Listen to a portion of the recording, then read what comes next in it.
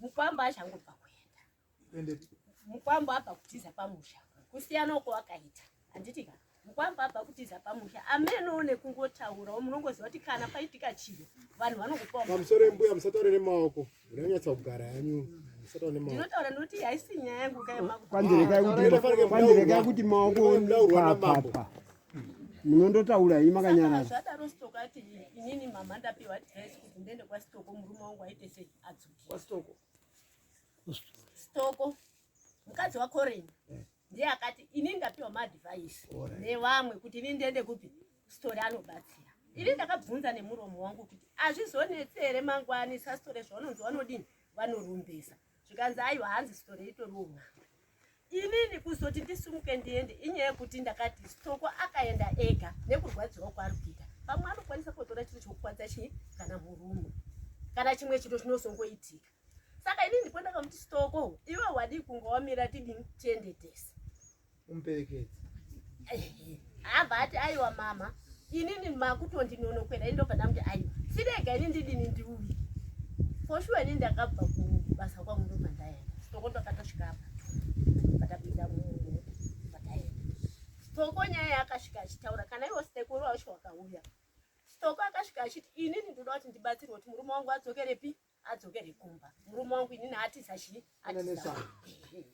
ndiyo nyaya ndoda kuti ndidini ndibatsirwe munozvikwanisa here sekuru sekuru wakati ndinozviita sei ndinozvigona musharo wakati $100 sitoko akanga aenda ne$75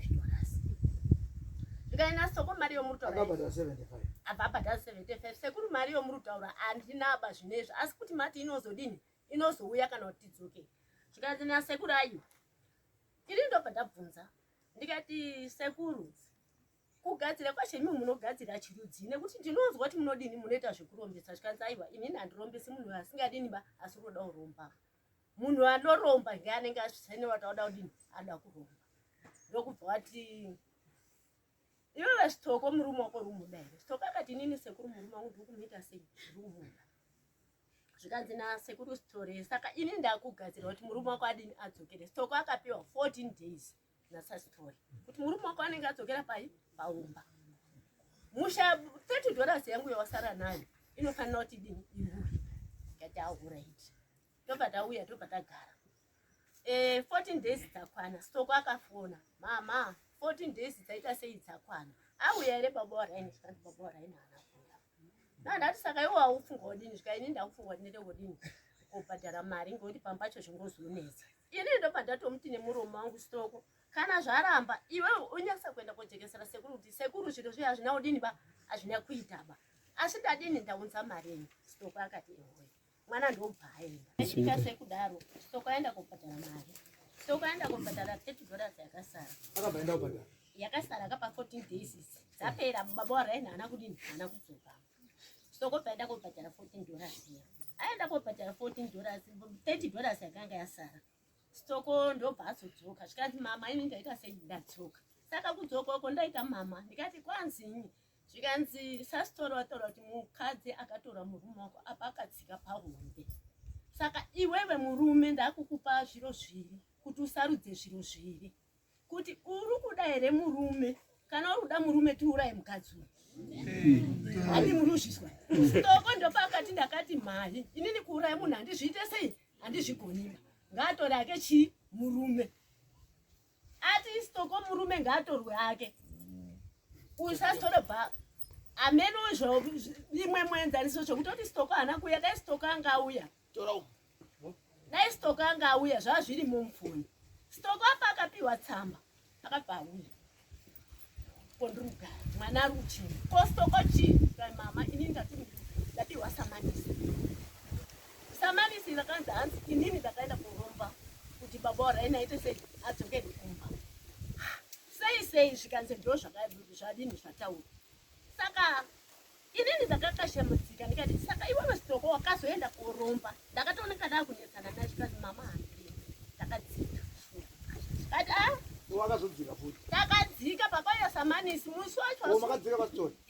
ndikati sekuru inini ndauyawo ndoda kuti ndinzwisise nekuti mwana akunzi asungwa akatora chiro chekuti murume aite sei adzokere yeti musi yotakauya imi makati ndimi muchakatirwa kuti mudini mukwamba adzoke anditika mukwamba ana kudzokera mari yenyu mukauya mukapiwa mukatauriwa kana musiyotauya ini ndakabvunza ndikati ko akasauya mukati munouya muchitora mari asi bati mari hapana akada kuuya kotora bati akangoti ameno zvarambawo hazvo Stoko akamutaura akati sekuru inini takazonyanya kuitika ngechekuti kuti ndibva ndazonyanya kusiyana nemurume wangu murume wangu akanga adzoka kuti mukadzi wangu ndadzoka mazuva enyu mimi anga atodarika tatopedza gore murume wangu akuya kuti bati mukadzi wangu ndadzokera unoda hana kushanda ere story aiwa ndiri kutsanangura Stoko akati inini ndakabva ndazosvika kuramba murume wai ndakasvika uramba nekuti mimi mama nditaura kuti ndiri kuda udini kuurayiwa Sekuru Sithole akati inini zviri kutondinetsa kuti hanzi zita raSitoko rakaenda sei uko nekuti ana kuya ari kuromba ndichanzwa sekuru paradzai kana wadini wauya musi weshe angatoti timirai kune mudzimu uri kwafombo rubva kwafombo musi wacho amaenda inini ndobva ndazoti inini kumba kwangu ndine vana vazukuru ndiri kugara navo handina kusiya zviro zvangu zvakarongeka saka inini ndakudzokera kupi kuwana ndipo ndakabva ndasimuka iye bhati mangwani makuseni munofuma kundifonera kana ona paradzai wauya kuti ndinzwe kuti chinyi chaitika pana Sithokozile kuti nyaya ende kudai ndadati auraiti ndobva ndadzokera mangwani acho bvafona abva asati apedza bazvo mumadhara ngati mai tiite sei ini ndinoubuka Sitoko bhati mai ngatidzokere vandapinda futi munzira vatadzokera kusvika sekuru achingosvika achindiona bhati angoti maiyo imi chengetai mwana wenyu arege kuzviuraya sekuru paradzai akabuda manheru akati Sitoko haana kuromba maoko ake akadini akachena ndikati saka zita rake rarazombobuda sei kana mimi muti haana kuromba kwaNyamakanga vashati mwana akadini akaromba ndipo akati aiwa Sithokozile kudaro hausi kuendaba nekuti hauna chawakadini zvawakatoraba nditepei nditaure ndini Sekuru Sithole Sithokozile haana kuromba basi sekuru paradzai wakabuda chiti maoko aSithokozile akachena saka inini Sitoko ndakaenda muti Sitoko ngatingoende iye sekuru wacho kana aripo totaura sekuru aripo nyaya yogadziriswa ukuru wake ndio mamiro zvakaita mai ndio mamiro yazvakaita imimi muri kuti apo makaenda nemukunda wenyu kwaSitole kwakusiri kuenda kuromba kuti mukwamba adzoke kwakuda kuenda kumuhisa kuti adzokere ndio zviripo kwakusiri kumurombera inini ipapa handizosiya nekuti kumudyisa